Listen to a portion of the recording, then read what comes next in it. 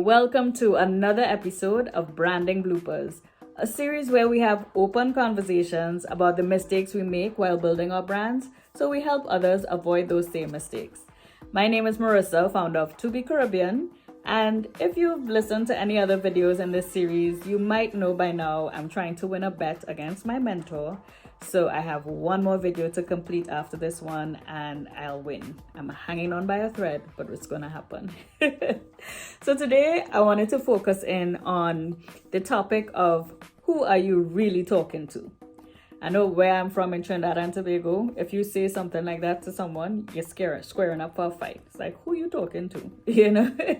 But for today, the whole reference is around knowing who your content is targeted to and developing content focused on solving a problem for them.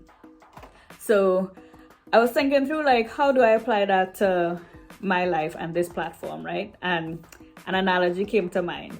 May or may not be relevant, but stick with me. So recently I was doing an evaluation of, how I was spending my time, right? Because I just found I was exhausted all the time. And it was primarily because lines are blurred right now. Family life, private life, job life, everything blurred into one melting pot because, for the most part, we're home and we're working remotely and there's no defined line or time for any given activity, right? So they all coming together as one and exhaustion ensues. So I was like, how do I fix this? I can't keep complaining. And I decided to do an audit of my time to see where I was spending most of my time and energy. Lo and behold, I was spending a lot of time on nurturing my relationships, right? Between reaching out to people, calling them, trying to visit different people who I care about, and just reaching out continuously. It was like, wait a minute, is a lot of effort going into that, right? So I say, okay, I need to address that. I need to pull back a little bit, but how do I decide who I'm going to spend my energy on? Because if these people in my network, I care about them. And how do I decide who's priority, right? So I came up with this activity. I was like, okay, I'm just going to take a step back, not reach out to anybody, and see who I hear from. The results were hilarious, but very eye-opening. Because, as you can imagine, the people who I thought I would have definitely heard from, I didn't. And people who weren't even on my radar were checking in on me on a regular, how you doing, dropping off groceries, the whole nine.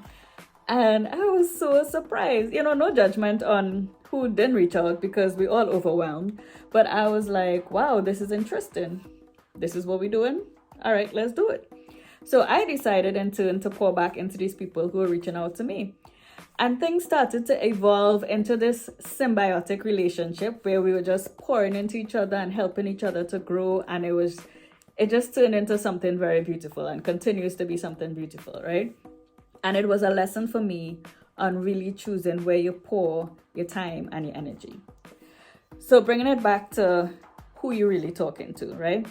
When it comes to businesses, it's very important to be intentional about your time and energy because you cannot be all things to all people. You cannot pour into everybody, right? So I know for small businesses and Caribbean Kreatives, we tend to start off our businesses with what we're familiar with. So we'll start off with friends, family, our little networks, and we choose those people as the people who will usher us into the marketplace and make people aware of our brand, right?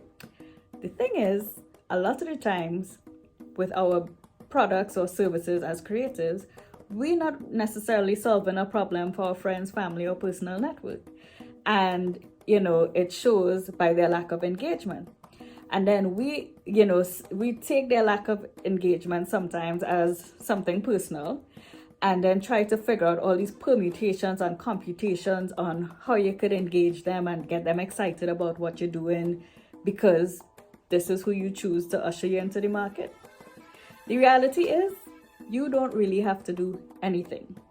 The reality is, you're more than likely not solving a problem for that particular audience, and therefore they have no reason to engage with your content. The reality is, if you take the time to figure out who are you really talking to, then you change the game.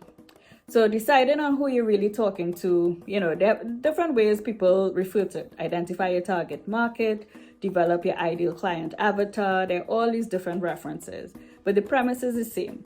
You want to figure out who you're solving a problem for, what problem are you solving for them, and what does that person look like, right? So you could use tools like demographic information. So that's like gender, race, age, location even. And there's a whole list on Google you could check out, right? Then you could also use psychographic information as another data point. So psychographics is things like values, beliefs, interests, and once again, Google is your friend. You could look it up on Google. But the whole purpose is gathering all these data points to create a profile for your ideal target, your ideal avatar, right? And when you know and identify who that person is and what problem you solve for them, you tend to get a little more intentional with what you put out there for them to receive, this avatar, this ideal target. I know for me, when, it finally clicked for me, I was like, I chose somebody within my network who I knew could benefit from the information I was putting out there.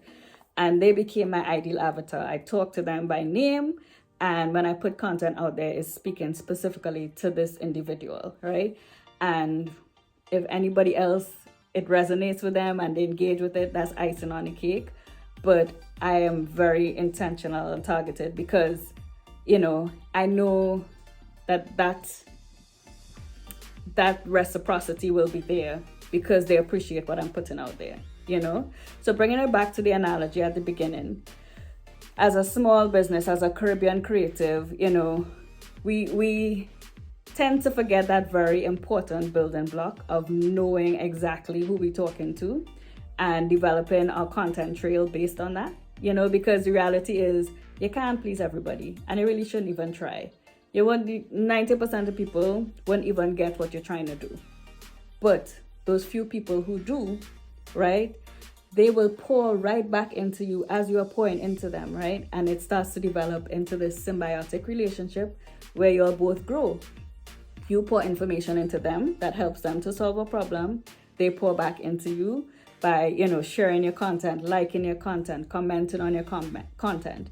And that motivates you and makes you feel like you're doing something right. And then you pour back into them and a symbiotic relationship evolves. And that also helps your brand to grow because if they appreciate your content, they share it and somebody else hears about it. And so things will continue to grow.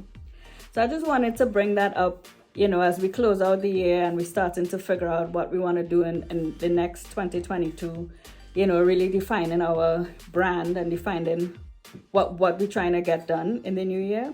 Also figure out who you're talking to, not as a fight, but just figure out who you're talking to and what can they do for you and what more importantly can you do for them. So yeah, this was another episode of Branding Bloopers. Second to last episode. We have one more to go. It's holiday season, New Year coming up, and yeah, we're excited. So keep it locked for our very last episode coming up soon. And thank you as always for always supporting. I truly, truly appreciate it. And see you at the next one.